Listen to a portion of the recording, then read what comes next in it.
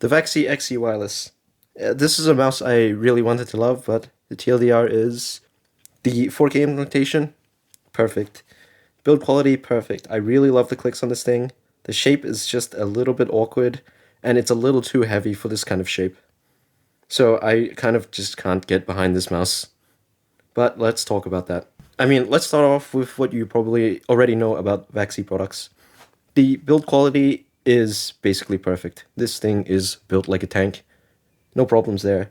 The click implementation is beautifully light, yet clicky. I really like the clicks on this thing. And I recently got the new 4K dongle as a aftermarket upgrade, and the sensor implementation on 4K is definitely among the best. But what I don't really like, first off, the weight of this mouse. For this style of shape, I think around 76 grams is just a bit too heavy. I know others have said that the weight has been okay for them, but when I use this mouse with this kind of shape, it really just feels quite sluggish because of the weight.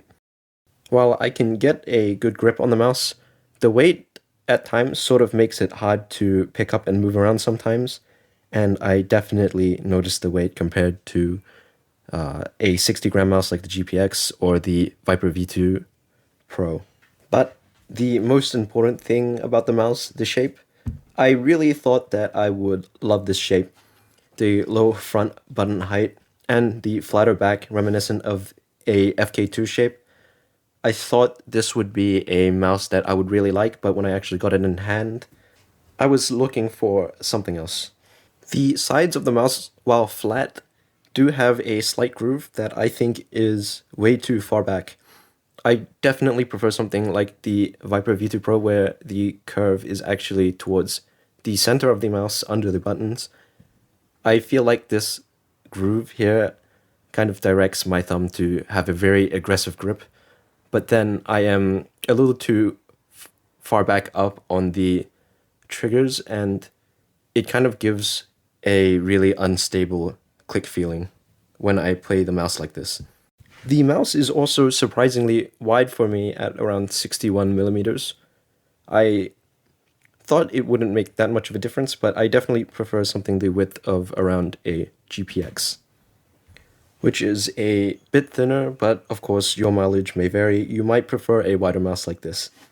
And while the back of the mouse is quite flat, the mouse definitely flares out a lot less than something like a FK2, which is something where I wish it just flared out a bit more so I could get a bit more support around the edges of my hand. For me, for now, I think the most comfortable way for me to hold this mouse is to sort of choke up on the mouse a bit further up on the mouse where the sides sort of flatten out. But again, as I said, I feel like the grooves kind of push my thumb back towards into it, and this feels... It took a very long time for me to get to this grip, surprisingly. While the mouse is quite comfortable in this sort of relaxed claw grip, there is just something about the combination of the shape and the weight which just makes me gravitate towards the Viper V2 Pro a lot more than I expected. The Viper V2 Pro being lighter and also having the grooves more towards the center, I think I would recommend this mouse over the XE. But yeah, it's a mouse I gave another chance many times, especially after the 4K dongle came out.